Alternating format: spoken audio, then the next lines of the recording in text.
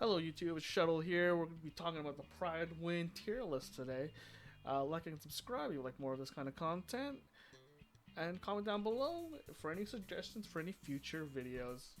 We're gonna be talking about Prydwen here. So essentially it's just it's a tier list site for basically for a lot of gacha games. We're doing it here because I don't know, I find it interesting, and with new character coming out around the corner in 7 days roughly. I think it's a good time to talk about it to see how I think the character is gonna rate and stack up with all the other characters coming or currently in the game. I mean, and check this out. So we got some updates here about like what the tier list is about, typically speaking. If it's made by the community, not really. General Muffins. It's like it's a consensus made by. I'm actually not sure who actually makes this, to be honest. It's made by like Prydwen, I guess a website. I don't know if it's based off of their community exactly, but it's based off of this website's opinion. I want to say it's based off of their community. It doesn't really say, but it does have different criteria and rules for everything, as you can see here. The primary DPS, secondary DPS, stun, support, which falls under. It tells you like why and how they're going to rate something, and under the special tags. And like this is like they try to like give you every like reasoning that they have why they do certain things, and they also have like a change log of when they ever do updates. Usually, it's every update happens every patch. Or when I say every patch. So whenever it changes to one, let's say right now we're in 2.3. When it changes to, we're 2.3 first half, and then it comes to 2.3 second half, for example. That's when they'll change it. So that's right now we're in 2.3 first half. And they'll add Yadhari, and that will be the second half, and that's when the next update will happen. So right now, Prydwen has basically decided the top tier is Miyabi as an anomaly quick swap DPS as the best, as one of the best characters in the game currently, under the Frost element, and just as in general best just DPS in the game. And then there's Yishuan over here as also an M0 with her Wenjin at T0. I mean, these two DPSs are the best DPSs in the game as main DPS. Both quick swap DPS. One sheer damage, one anomaly damage, which basically just rupture and an anomaly. And then the best secondary DPS currently is Vivian as M0 W Engine 1. And then this is where it gets kind of weird because it's kind of like what's the best way to say this? Crowded in the top support spot, and I can kind of explain why, from my personal opinion, and I think a lot from their opinion. For a fact, like I mean, Astra Yao, 100% best support in the game. Still, she can support anomaly, she can support attack, she can support rupture. She supports all three types of DPS currently. Bar none, best support in the game. She heals. She has a good attack buff. I think it's like 10,000 or something like that. Or that's a 10,000. I can't remember the exact number off the top of my head. It's just really strong. She can heal. She allows you to quick swap assist whenever you kind of on demand, whenever you kind of want. Really strong. Best all around support in the game. I can't wait for attack specific support because I'm attack biased. A lot of people in the game are anomaly biased, and soon some people are going to be very rupture biased with the new meta coming up, I'm quite sure. But right now the game is like mostly anomaly biased. I'm one of the few attack biased people in the game currently. Well, I would say attack biased. It's more like I just enjoy attack units a lot more because I like the playstyle more. But that's neither here nor there. And then we're moving on. We go to Jofufu. She's in, I want to say, top tier because she's a support that can support rupture and attack.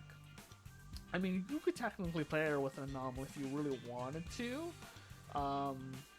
but mainly she's an attack and rupture stun agent, which stun in this rating system they have in this tier list is under support, and I'd say that makes sense because she's paired with hold on, let's sneeze. Excuse me. I didn't catch the mute. I couldn't mute in time. My bad. I apologize. So the reason why Jafufu is here, in my personal opinion, is because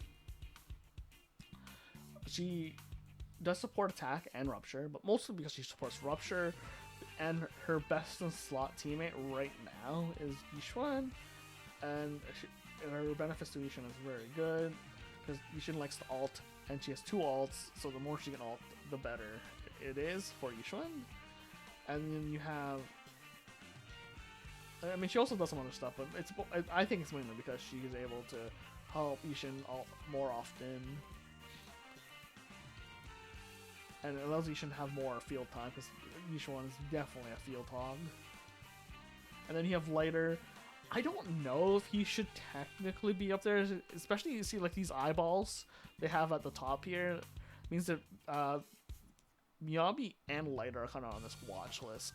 Miyabi, the game is definitely, the devs are trying to downplay Miyabi. Not downplay, maybe it's not the right word to use, but like they're definitely trying to say Miyabi's been so powerful for so long that they need to pull her down a bit by making more bosses more challenging for her, as in the bosses are less ice weak, they're harder to freeze, they're harder to anomaly I think it's anomaly disorder that's the word I'm looking for.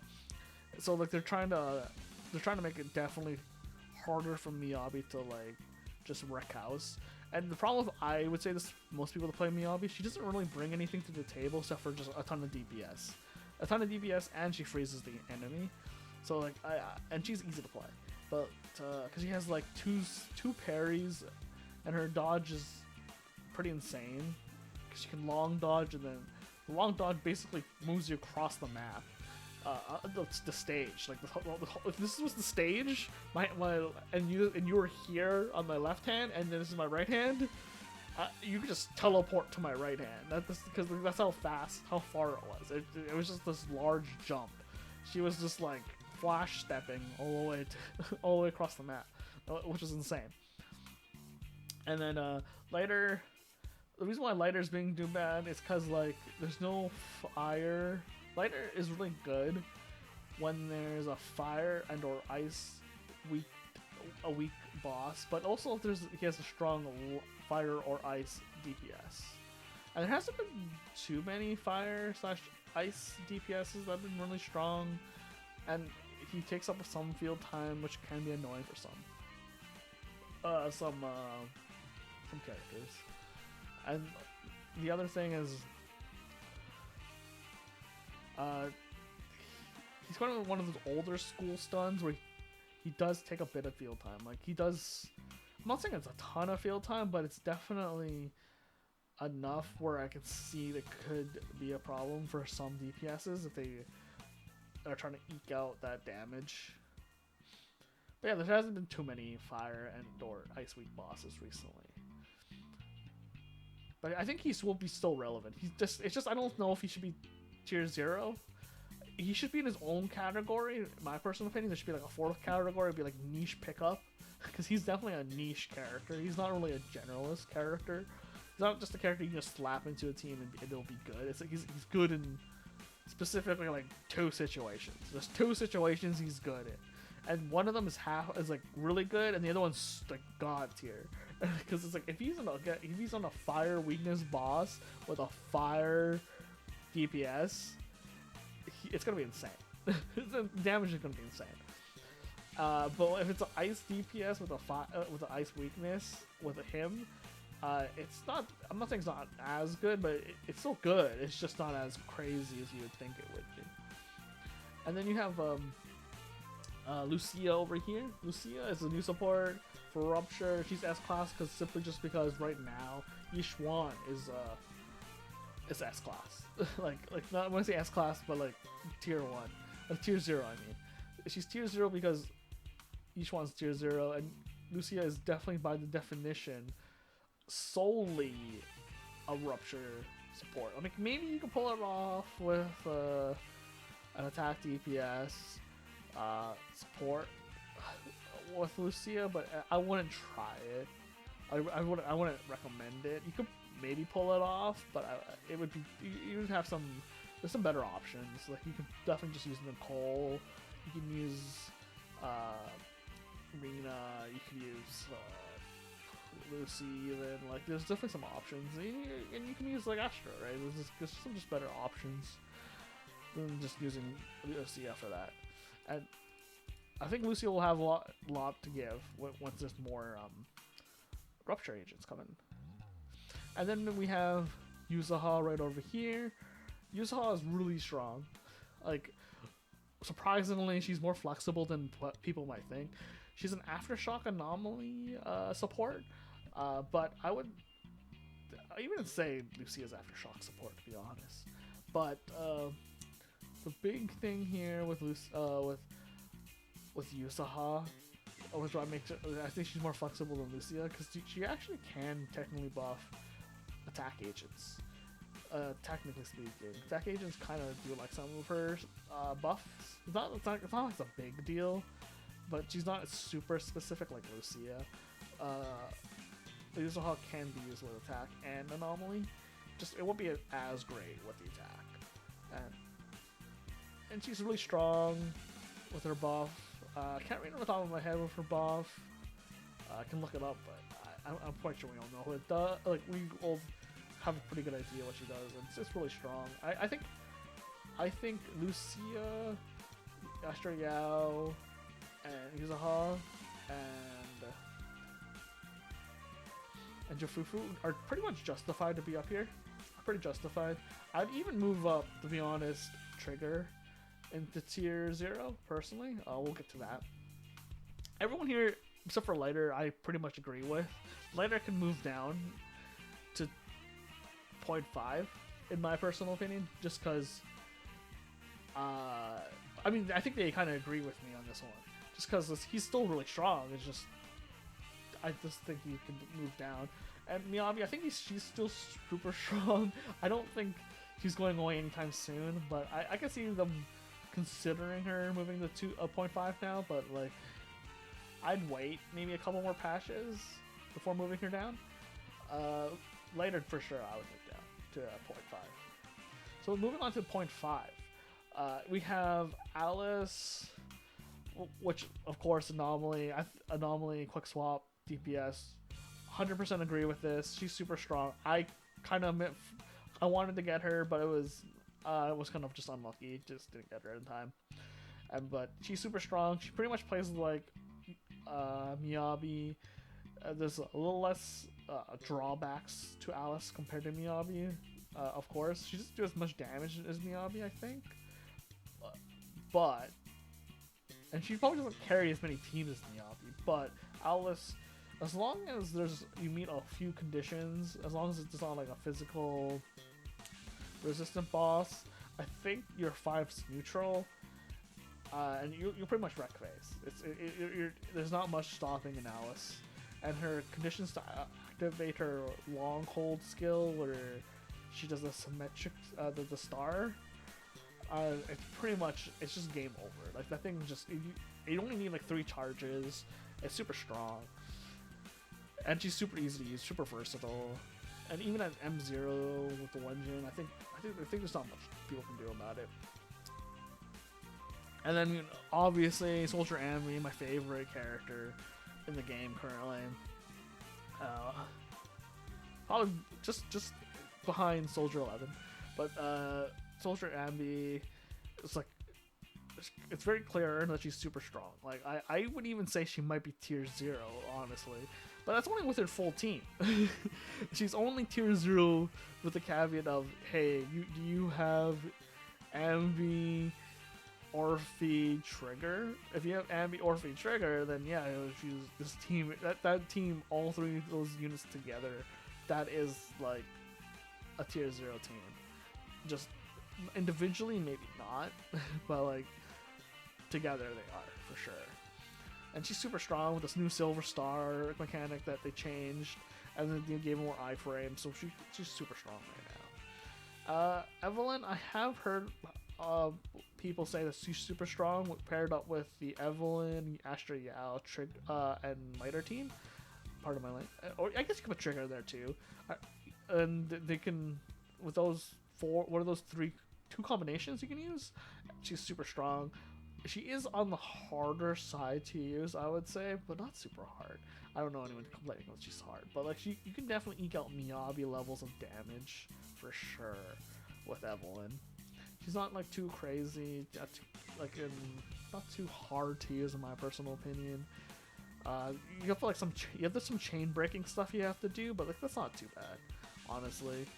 Once you get the hang of it, you watch a tutorial video a few times and you practice a few times, I'm pretty sure you can get it less than like a couple days at most. I think when I was trying to learn how to do it, it only took me like maybe a night to learn how to do it. It wasn't too difficult, but she's one of those few characters that you have to do that if you really want to squeeze out the damage, but it's up to you on that one. Like I've done it with Yi Shen, but like it's like at that point you really just are looking for an extra couple K worth of damage.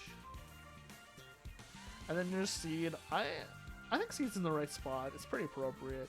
I think I was talking to a few other people about this, but like if you really like the attack agents, we were talking about this, but like because of the way the two attack agents work with Orphe and Seed. I'm not even sure if Seed should be a main DPS. I think she should be secondary DPS.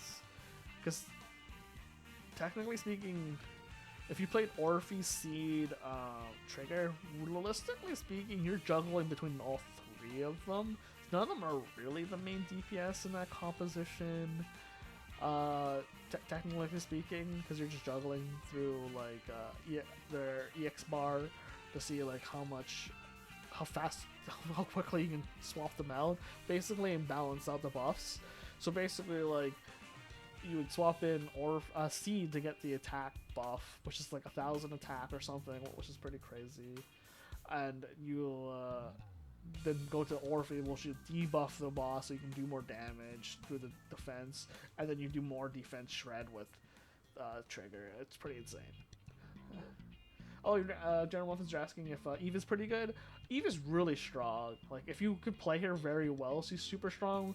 Especially if you pair her with either Astra Yao and Lighter. So that's a really good combo. Or you go Lighter and Astra Yao, and that's a really strong combo. You can even do, like, Jafufu Astra Yao with Evelyn. Again, she's just a little bit more technical, but I don't think it's too hard to learn. I think you just give it a couple of days or like a week or two, and I think most people can pick her up pretty easily. Just because like the way she manipulates the chain is how you get most of her damage, and if you're not used to manipulating the chain, you won't get as much damage, but it's still really good. Highly recommend her if you have her, but I do think there's going to be a better fire DPS in the coming. If you don't have her already, with Banyu being ruptured, and I'm pretty sure there's going to be more fire DPSs in the future, because it's a very popular element. And you got Yanagi as a main DPS. I can see that. She is, I would definitely say, if you picked up Yanagi like on her rerun or the first time she appeared, I think you picked up a pretty good character, because I think like Yanagi is one of those DPSs that I would say is very, very strong and flexible. Like, sure, Alice is kind of the same way as Yanagi, but Alice, you need to get more Mind Skates, which can be kind of pricey, so I wouldn't recommend that. So at M0, Yanagi is definitely way more flexible. Yanagi, like, she can be a main DPS, because she can basically force whenever a disorder happens, and a shock happens, just by holding down her EX special attack. And then the same reason why she can do that is the same reason why she's really good as a secondary DPS for any kind of anomaly DPS because she can just like, hey, you want a disorder to happen? I can on demand just disorder whenever I want. That's why people call her the disorder queen because she can just basically disorder whenever you want her to, and it's a really good mechanic for anomaly main DPS or even as a sub DPS. So it makes her very strong. And the thing with Nicole, I 100% agree. Nicole being a 0.5 support, 0.5 is insane for her at M6 too. But it's a little difficult to use her, I guess, for some people. But there's a trick you do with her. If you hold the EX special on Nicole, and I think it's like you flick down then up on the joystick. I don't even know what to do on the controller. She can shoot her the ball, the black sphere upwards, her bullet up into the air. And while it's up in the air, that actually count towards her debuff, which is an armor shred of 40%, which is normally only like 5 seconds, and it moves it up to 5 seconds to an extra 3 seconds, so it's 8 seconds long duration to do damage, which makes it really strong. But you have to know that one trick to add the 3 extra seconds. So if you don't know that trick, it can be a little more tedious, but without that trick, she's still really good, honestly. It just means you just have the EX special a lot more. And you just have to time it a little bit more. And then you have, they're even saying it's Sokaku at M6 here.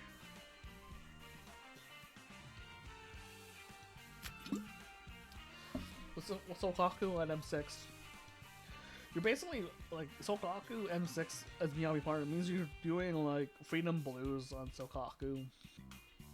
And you're planning on phrasing and or disorder anomaly bar filling. So there's like this round circle near the HP of anomaly bosses you're trying to fill up. And Sokaku will really help you with that. And she has a high chance of phrasing when she's trying to do the 3 charges on her banner move. That gives you the attack buff, which can help you extend the stun window. So that's very useful for Miyabi.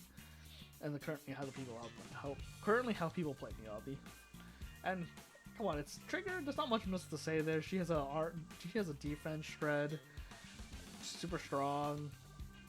It's defense shred doesn't come with just Trigger. In just Trigger's kit alone, you do need the W engine.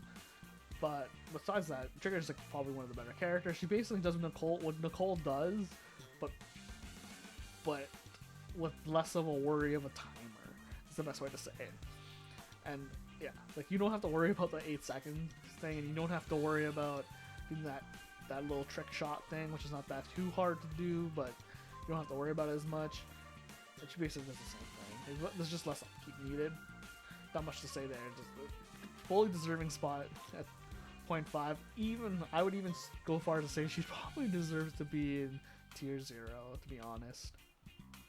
Because she can fit in so many teams. Like, she can fit in with Yixuan, she can fit with any team, really. There's no team, like, I would not put Trigger in. Like, any team that needs a stunner, Trigger pretty much fills that role. Now, this is where it gets kind of interesting with the T1 characters. So, I would pretty much agree with this. Ellen being tier 1 after the buff makes sense. I don't know why they're fraud watching her. There must be a reason. Let's see why they're putting her under fraud watch. Ellen Zuyan. Ellen was capable of performing significant endgame damage, having kept up with other users placed in T1. We're not moving it down really, but oh yeah, they're just keeping an eye on her but it's yeah, I can kind of see why they're putting these two. Okay, so basically, Ellen's being put here with the fraud watch basically. Because like they're assuming like because she can't keep up with the nuke agents, but you have to say like there's not been a lot of Ice Week monsters, and she has like the problem of being the same element as Miyabi, so she's gonna run into the same issues with just less damage and while being an attacker. So that's the problem there. I mean, she's not as good as Hugo, but I still like playing Ellen because of the gameplay is really snappy and fun. And Hugo, I mean, what wants to say? Like, Totalize is such a cool mechanic if you have 2 stunners. So if you have 2 good stunners and you don't mind playing a burst style DPS, Hugo is your go-to there, like right now, because he will just like in the stun window. I feel like you need 100% crit rate on Hugo though. In the stun window, you get to it's like, the calculator for him is insane. If you have lighter Lycon, Hugo, it's pretty insane amount of damage you can do. I think you can do like 4x his damage in the stun window almost. Is it 4x or 3x? I can't remember the exact calculation. But he's a pretty insane character to play. It's very technical. I'm actually surprised they didn't put expert under him, because he's a pretty hard character to play. Jane, I'm actually surprised they haven't put Jane down, but I guess if you paired Jane with Alice, I guess that's probably why. Jane is one of those characters that came out early on. I think she aged pretty well, because she's an anomaly and she's pretty easy to build. But this is kind of where the downfall of Anomaly comes in, because there's so many good Anomaly characters. Eventually the game was going to move away from Anomaly, and I think Jane's going to be moved down to a 1.5 because of that eventually, when we fully settle into the Rupture meta. Though I do think Jane's really strong because she's a safe and easy pick to play, and she's still super strong, and her animation is really good. And she has some good iframes. And Minato, come on, Minato, I'd say like he could probably be higher up, to be honest. Him being tier 1 and M6 is kind of interesting to me. I think he could be moved up to 0.5 right now, because there is the Rupture shill, if they're counting that in. If they're not counting that in, then I can understand by tier 1. He's a little difficult to play, I guess, for a few people that are not used to that playstyle. You are cutting to the edge a bit, but he's pretty strong. But I guess he's not by himself. I'm trying to see, like, if you don't have Lucia, it's kind of hard to say. But you wouldn't have an M6. It'd be hard to get an M6 Monito without getting at least one Lucia, so it's hard to say. I'd say he's pretty good here though, but I put him up half a tier, definitely. He's really strong.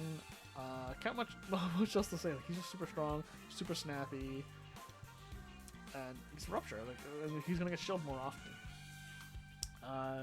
And I think he's in the argument of being talked to being like one of the more useful A ranks in the game.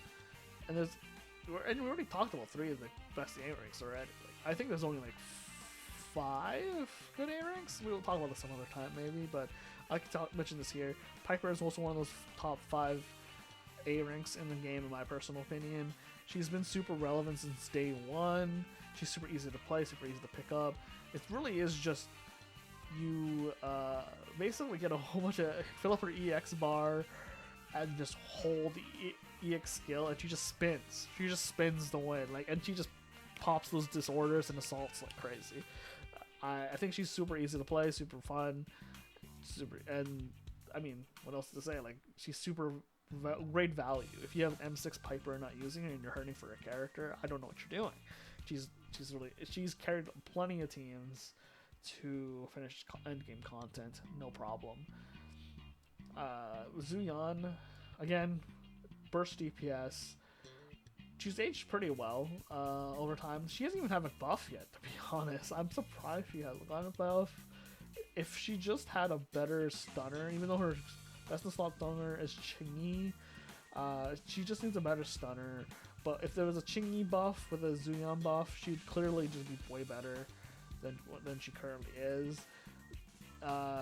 She does, because you need to rework her away, how she abuses the stun window. Same with Hugo, to be honest, because they've definitely changed a few mechanics in the game since they came out. So they just need to fix that, and I think Zuyan will definitely go up half a tier easily. And she's super strong, or she can be super strong. It just, again, needs to be reworked because it's an older character in the game after the mechanics got reworked. And then we have Bernice. I'm pretty sad about Bernice. I mean, I don't have Bernice in my account, but I've seen that she's pretty good. She's supposed to be one of the first off-field DPSs in the game. Again,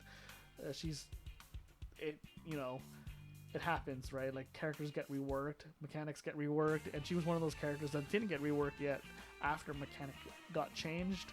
So hopefully they change her. Maybe she give her Aftershock. Maybe they make her kind of like similar, closer to Vivian. We'll see what happens with Bernice in the future.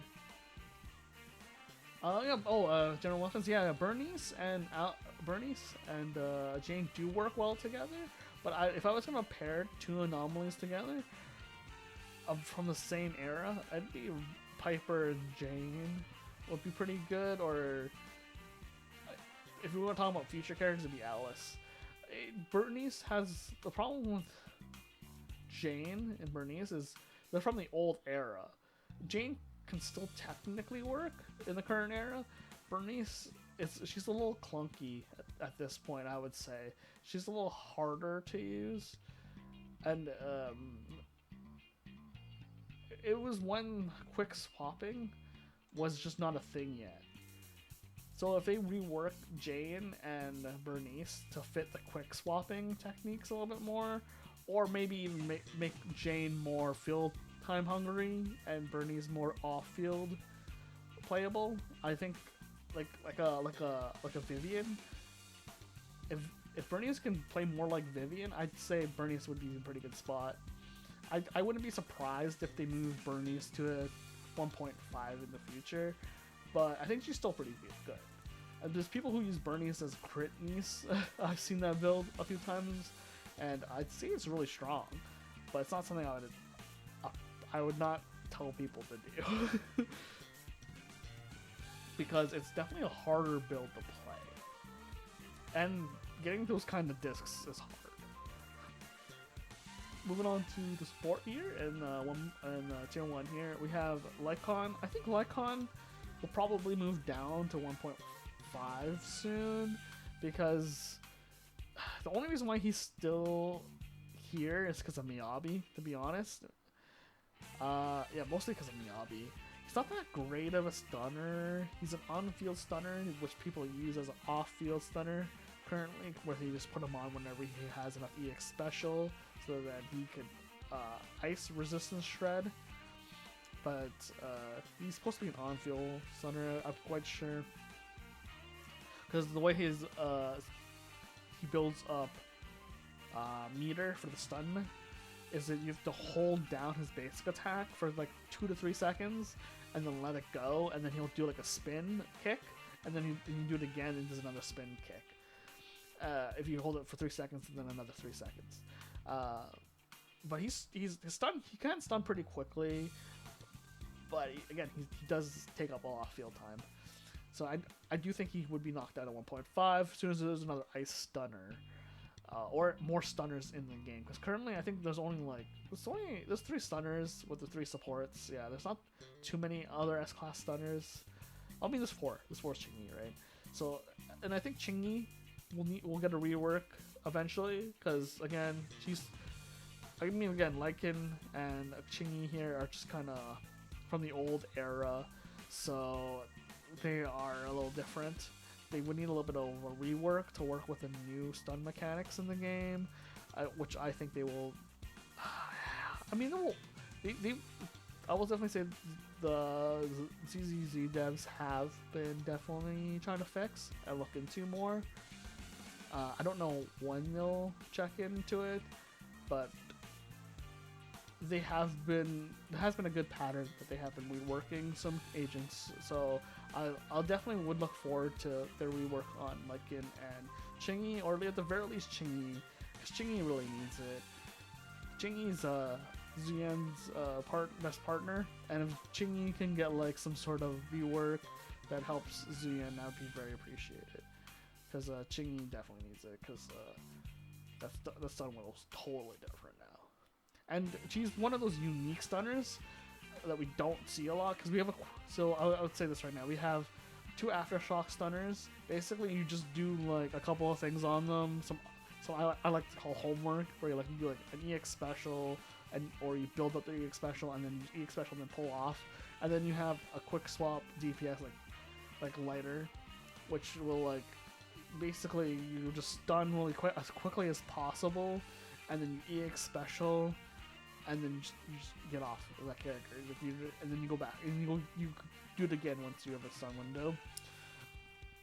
He's kind of a field hog as well, but like he stuns so quick that it doesn't matter. Chingy does something similar, but she's an on-field stunner.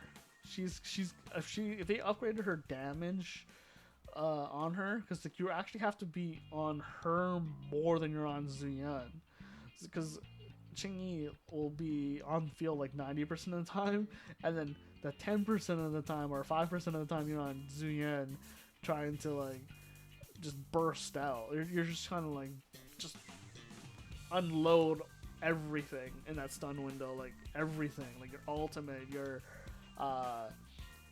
all your EX special meter, everything. You're just trying to unload everything.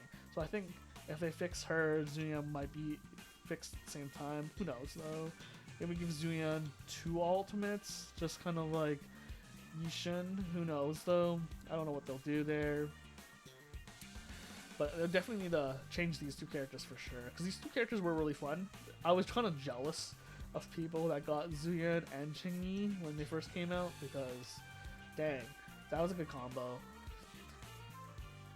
We're moving on to tier 1.5. We have our boy Haramasa. I actually don't play Haramasa. I was going to play him because he's so cool, right? A guy who has a bow that turns into 2 swords. I mean, it's a cool mechanic. Sadly, I already have I have 3 lightning DPSs. I have a 4th. It's kind of insane.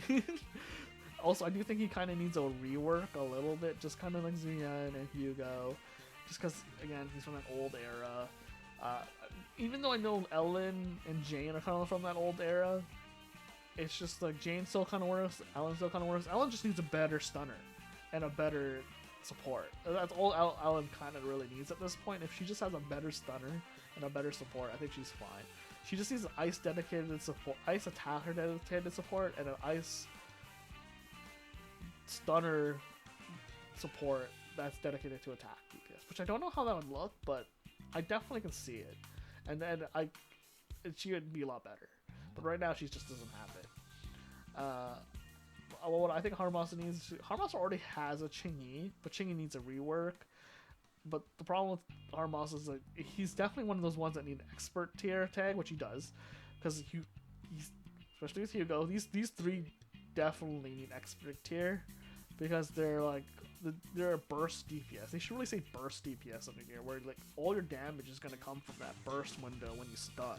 So you really need an on-field DPS dedicated to you to basically get to the stun window every single time to and you have to basically just generate. You're just you're just like a battery being charged by the stunner, and then the only time you come out is when your stun window comes out, which is fine, but you just need more reward for doing that, and I just don't know if there's enough reward for it currently. That's the biggest issue with them compared to like an on-field DPS. And when there's no secondary DPS in there, so we're just gonna move on to the supports. And I do think Caesar's really strong. I think Caesar can be put up into tier 1. I do know why they put her down here though, because you don't really need a shield right now, because man, DPS just wreck face so hard right now that like having a shield doesn't really do anything. And her attack buff is not that strong, because you get a better attack buff from Astra Yao. I think it's like 10,000 here, and then I think Caesar's just like 1,000, and I think Lucy's just 1,000 as well. That's why she's down here. It's just overall 1,000 shield. It's a 1,000 defense shield, and she gives you 1,000 attack or something like that. And then she gives you the shield also allows you to have anti-interrupt. So basically, whenever a boss hits you, you don't it doesn't interrupt one of your moves. So like, let's say you're getting hit mid-attack, your attack will still go through, and your character will ignore even getting hit. Right? Well, because you still get damage technically, but it will hit your shield. but your character doesn't flinch or like get interrupted while moving. So which is very powerful if you just want to ignore certain mechanics in the game. Certain mechanics in the game just want you to get hit. And then Lucia, not Lucia, Lucy. There's two characters, basically the first two syllables. I think Lucy will be better if she ever gets an S rank version of her. Oh, I think wait, hold on. I skipped Penny and Pulchra. Penny only exists because Yishin exists. I'm trying to say this, but Penny is only good in M6, and he's only good for Yishuan. Even if you played it hard on with Monato, it'd be a pretty rough ask, to be honest. He doesn't really provide anything except for more damage for sheer. He doesn't even provide a shield, so it's kind of hard to say anything. That's all I gotta say about him. He doesn't even do that much DPS. He's not that great, and he doesn't even do stun window stuff. And then Pulchra, I think she is the 5th best A rank in the game. If you need a stun unit for stun support, she's like your best bet. She has pretty good stun ratio. She's aftershock. She's pretty much everything you would like in a stunner, without like some debuffing. Hold on, I'm gonna sneeze again.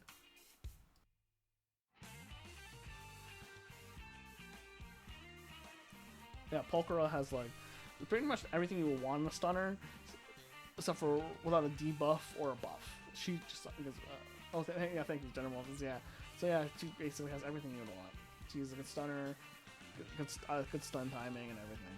So I'd highly recommend building her. These are the 5 A ranks. Like I'd highly recommend this one to build. You want to build Nicole, Sokaku, Monato, Piper, and Pulchra. The other A ranks have pretty much had their time in the had their time in the sun. They're pretty much not that great. I wouldn't recommend for long-term longevity, but like if you need an A rank, if you need to build the team now, Penny's still good. Lucy's still pretty good. It just wouldn't. They're just not great long-term. That's all. And yeah, Lucy is still pretty strong. I kind of like the mechanic where she like the baseball mechanic of hers, where like if you held down her EX special, her buff lasts longer. And I do like the little pigs, the little pig Thyrans run around her when she's like when she's on field, and even when she's off field. That's a cool mechanic. I wonder if they ever redo or reintroduce it to the game. She's pretty cool. Highly recommend her before when season 1. Now season 2, I don't know if I would recommend her, but if you need a support, I don't see she's bad. I just don't think she's. I think you would easily replace her later on. Is like the only thing I would say. But still good. If you want like a honorary 6th best A rank, she's definitely up there. And I'll give Rena. Rena's pretty strong, but the problem is you need M1 or is it M2 to make sure the buff stays long. Basically, here she has a buff where she upgrades your pen ratio, which basically lets you ignore defense and resistances, I believe. I can't remember exactly what pen ratio does, but it's very strong. It's just that we don't want to deal with pen ratio that often, and we're going to a rupture meta. So in this rupture meta where they ignore defense, pen ratio is not very useful. So there you go. I mean, I think I don't, like I said, you need extra mindscapes, but that looks like she's a standard character. So getting more of her banner is not like a bad thing. And then we're moving on to Tier 2. I would say this. I'm allowed to say this. There are rumors. These are just forum rumors that Soldier 11 will be getting a buff or maybe a new character. Like that's what people are thinking right now. She might be getting a new. She's one of those characters people love, and she has this cool mechanic where like if you time her attacks perfectly, she gets this thing called suppressing fire. Where she, is it called suppressing fire? I think it's called suppressing fire. Where her sword lights on fire, and if you time it right, it's like the first one you can't get it to turn on fire, but after the first one, which is the second attack, after the first attack, every time she swings her sword, it'll light on fire, and you can do it up to like I think pretty much forever. I think, and then it'll increase her damage and her crit rate and her crit damage. I think, right? So it's like it's a really good thing to have. It's like a very like small skill thing that can show off like how skilled the player is. I used to be able to do it for a while. I think like up to 10 or 8 or something like that in a row. I think there's a medal in the game where or an achievement in the game where you can do it 11 times in a row. You get an achievement. I think I used to be able to do like 8 to 9. I can't do it that hard anymore, but I'll probably practice again. But she's very strong, very like there's just enough wiggle room to see the bad players versus the good players, and I think that's the kind of mechanic you would want in the game in terms of like learning if a character is good or bad or not for a meta. And I think this is a good one to keep an eye on, and I honestly love playing her because she's just so fun. Because there's a skill yeah, that's the word I'm looking for. A skill expression she has with her, and I think she's still really strong. I mean, I pair her up with Seed. It's like I've Seed Astra, yeah, like the Soldier 11 is a pretty good combo in my opinion, and it works pretty nice. Or even pair her up with Orphe, Soldier 11, Astra, yeah, was pretty good too. And then you got Kaleda. I still think Kaleda's one of the better stunners in the game. Like she can stun a unit so fast. She stuns units so fast. She's probably the fastest stunning unit. Only problem is she doesn't really give you anything while you're in the stun. I forgot to say, like, just like Soldier 11 is selfish. Like, she doesn't provide any buffs to the team, which is why a lot of the new attackers provide buffs or debuffs. So if you look at Ambi, she buffs Aftershock. C buffs other attack units. Orphe debuffs the enemy. So like, if you see a new pattern, a lot of these guys do that now. Ellen doesn't do that either. She's kind of selfish. She doesn't really debuff or buff, right? Actually, I don't 100% know that with the rework, but I think that's the case still. Same with the other agents here. They don't do that. That's the new trend. Is like either you do some sort of weird anomaly thing where you can like quick swap, and or like you just on field back and forth, and you can trigger disorders quicker. There's this thing where you can debuff or buff your allies, or you can buff your allies, debuff your enemies, and some of these the older agents don't do that. And going back to Kaleda, she doesn't really give you a buff while you're in the stun window. She just gets you to stun window super fast, like ridiculously fast. And I will say it's kind of a shame because she used to have this cool animation tech with Ben over here. Ben and Kaleda used to have, I think it was either their if you do the basic attack 3 times, I think, or was it the special EX? I don't know. I don't remember. But Kaleda would jump up in the air to hit somebody, and then during that animation where she would jump up in the air, Ben would actually help her jump even higher, and she would smack the enemy down with her hammer, and I thought that was really cool. And then there's another one where like they have an ultimate animation scene together, and now I thought that was also really cool. I don't know why they took that out, but I do think there's just some cool animations they can do with new characters and or fix their animations. Maybe they get a new S rank. You never know. She is an older unit, but I do have this weird feeling Bellobog is supposed to be more important in the story eventually, because one of the I want to say there's some. I mean, I don't know yet. I'm not 100% sure yet, but like I want to say they're gonna reuse some of these characters. We just haven't rerun into them yet again, and I think that's when they'll start reusing them. But we'll see.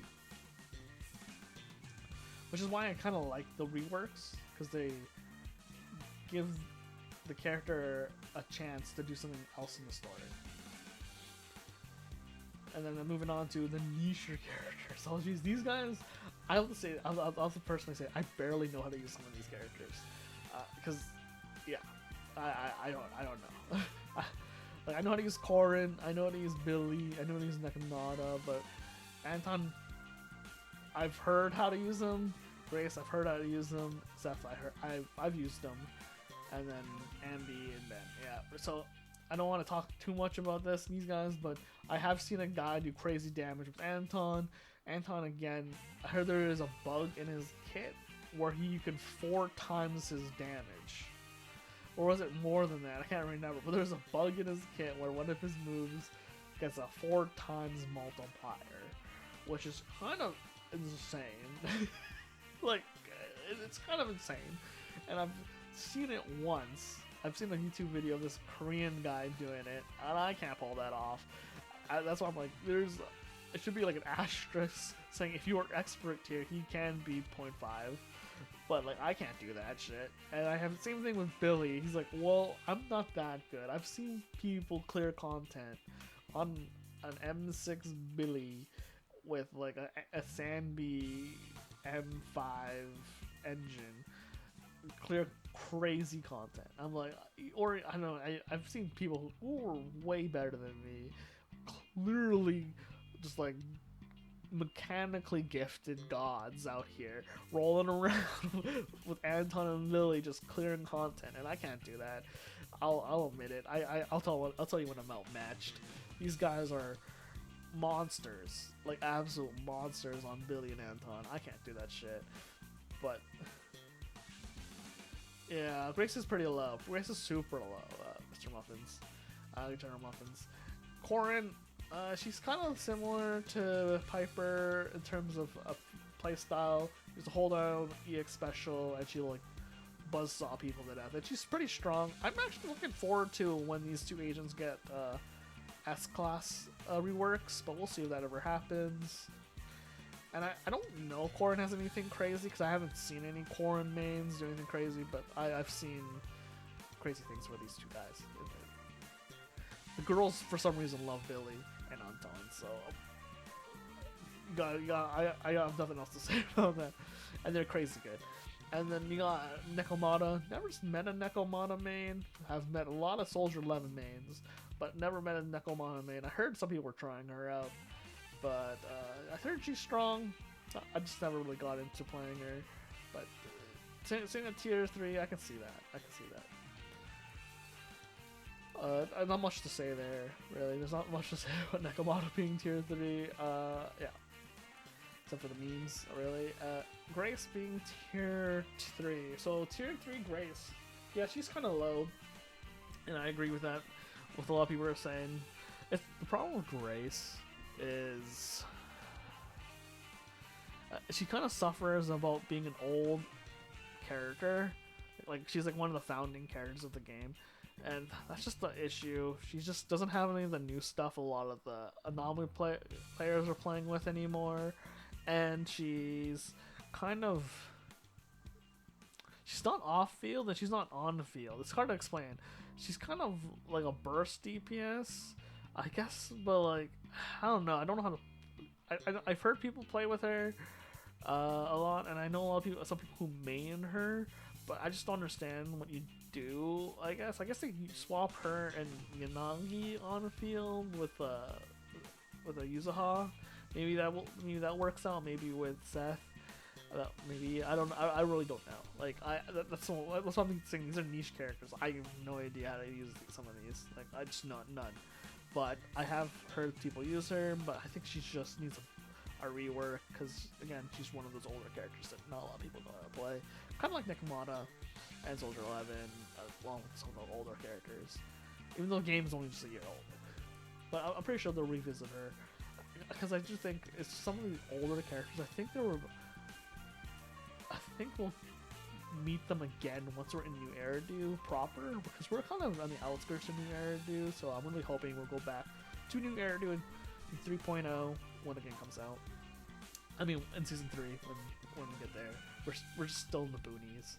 We're in the mining town. What do you want me to say, right? And then we have Seth. Man, Seth, I love his playstyle. I actually built him. Like when I couldn't, like I didn't have the supplies. I built him, but like I still have him pretty built up. I think I took off most of his discs at this point. But with Seth, he has the, I want to say, is it not Charge Shield? It's Charge Shield? Or is it Switch? No, it's Charge Shield. Charge Shield from like Monster Hunter playstyle where like he has the sword and shield, or I guess sword and baton, baton and shield in this case. And then he puts the baton into the shield and it turns into a big sword. Very fun playstyle. They even had this cool mechanic with him where you could destroy terrain. I wonder if they ever bring that back, because that was kind of cool. He is an anomaly buffer, even as a defense agent, and he provides a good shield. I think he's really fun to play. Like I think there's some story lore where like there's some like meta verse. If you ever read him in his story lore, where like he's trying to get revenge or confront his older brother who's like a higher up in the pub sec. We think he's like one of the chief police officers or something in pub sec, or something like that, like higher than Zhu Yan. And I think he'll get an S rank, and that's what I'm looking forward to, seeing his development once we catch up again with him in Season 3. Hopefully Season 3 anyways. I don't know what Season 3 is, but I have high hopes in Season 3. And he's a cool character. I think he has a pretty loyal fan base. I just wish he was better. But yeah, I think he does deserve a buff, and as a buffing anomaly agent with a cool playstyle. And then we have Ben. I do say Ben is, I say Ben's the weakest A rank in the game. Like even Ambi, like Soldier, not even regular Ambi, is way more interesting to play. Like you got Ben, he has some cool animations with Clada, like I said earlier. He does provide a shield, but he's a defense agent that you have to do, that is scaled, that it should be played as, I'm trying to rephrase it, it should be played as an attack agent, which is really, really weird. Think about that. Like, remember what I just said. He is a defense agent that wants to be built like an attack agent. Doesn't really make sense. Because he doesn't do enough damage to be an attack or a DPS agent in the game. So he doesn't do enough buffs to be considered a support. But he just scales better as an attack, which makes it just weird. It's just a weird agent. I would not build this guy. If you could save yourself the resources, don't build him. Maybe get him to like level 50 so you can get the standard banner tapes. But that's all I would really try to invest in if you're trying to invest in this. Wouldn't do anything otherwise. And Ambi, probably something similar, but you can still use her as a stunner. Because if you do I think it's the basic, if you basic, hold basic for 3 seconds, she does the lightning bolt thing, or the thunderbolt thing, and that does a lot of stun meter and does a lot of damage, which is very good. I've seen people clear some Hollow Zero runs with Ambi, regular Ambi, and I'd say she's better off than Ben. She's not the worst agent, but she is, again, she's like one of the first units you get in the game with Nicole and Billy. So she's not crazy good, but I've seen people still play with her, and she's still decent enough. I've seen people still clear content with Nicole, Billy, and regular Ambi. So that goes to show that, right? Regular Ambi is still better than Ben. So especially in M6. So that's really just my opinion on that. So this is where I'm going to move on to talking about Yidhari when she comes out in roughly a week. I'd say 6-7 days, maybe 5 days from now. So essentially, with Yidhari coming out, I suspect she'd probably fall. Well, I want to say she'd go to 0.5, right? Because they're obviously going to shill her, right? When they're shilling her, they'll probably put in a boss. Probably put in a boss that's ice weak, but can't be frozen and it's harder time to disorder because Yahari is ice. It's an ice DPS, so they'll definitely want to have an ice weakness boss, but it'll be hard to disorder her, hard to build up anomaly damage, and hard to freeze her, freeze the boss. So hard to freeze, hard anomaly, and hard to freeze. Hard to freeze, hard anomaly, and hard to freeze, hard. I'm trying to think of hard to freeze, hard anomaly, and hard to disorder. That's what I'm thinking about, and I think that's what they're trying to do and be ice weak. So I think units like Ellen and Hugo and Yahari would probably be able to deal with it. So, and you'll probably get a buff, a shield buff, where like Rupture does more.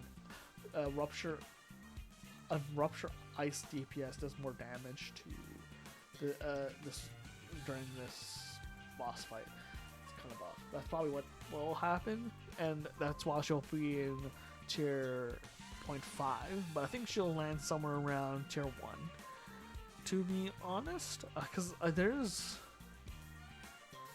even with her mechanics where she does the whirling spin and she does lower her HP, I feel like some people won't be able to manage that HP bar situation. You know, you could heal it.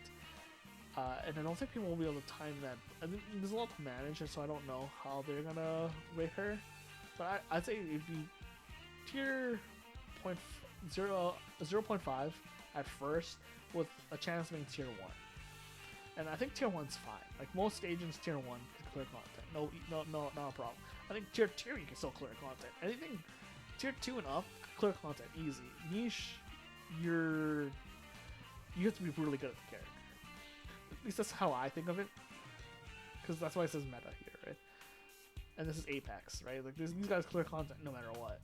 Like you, and then yeah, that's how I think she's gonna land.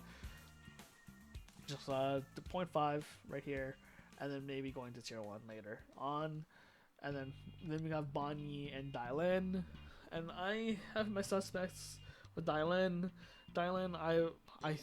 I do believe she's gonna be. I want to say she's gonna be tier 0 support. Bonnie, no idea. Reason why I'm saying Dylan tier 1, the tier 0 support, is just me being biased, honestly. She's like, if she's a stunner, looks like her kit's gonna be. I wish we don't know anything about her kit, to be honest. But like, she's a stunner. My safe assumption is most stunners are supports, so she's probably going to be tier 0 for a while, or if not tier 0, tier 0.5 pretty easily. And yeah, she's going to be good. Like I think I'm biased to supporting classes because I think I don't know. I think the supporting classes are just more flexible. Like they're generally just better for your account after you pick up a reasonable amount of main DPS. Primary DPSs, because any agent would, like, even if you're an anomaly, you can still like a support, right? Like everyone likes a good support, so that's just my opinion. And I think that kind of wraps up my thoughts on Prydwen and the upcoming changes in about roughly a week from now.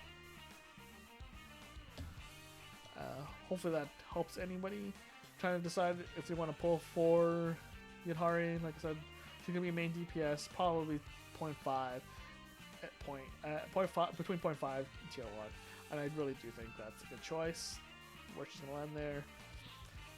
And yeah, and dial in. Pretty sure she's gonna be either tier 0 or 0.5. Pretty sure. Pretty sure. Like not 100% sure, but I'd be surprised if she was tier 1 from like the jump.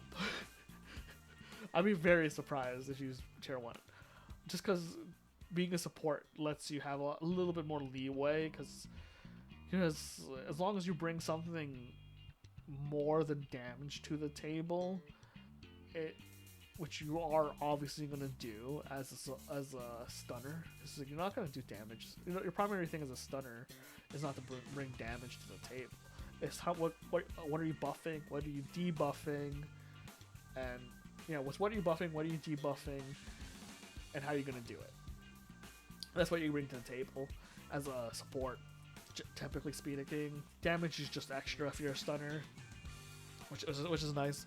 The reason, and like it's kind of the reason, like I go back to this. The reason why I picked up Anby, Seed, and Orphe is because I knew they buffed their teams. Like, in a way, like if the Orphe debuffs, Anby buffs Aftershock, Seed buffs another attack unit, and so I knew for a fact that these three agents would be useful for a long time because they just provide buffs while also providing a good amount of damage. Not gonna say an insane amount of damage, but they provide a reasonable amount of damage.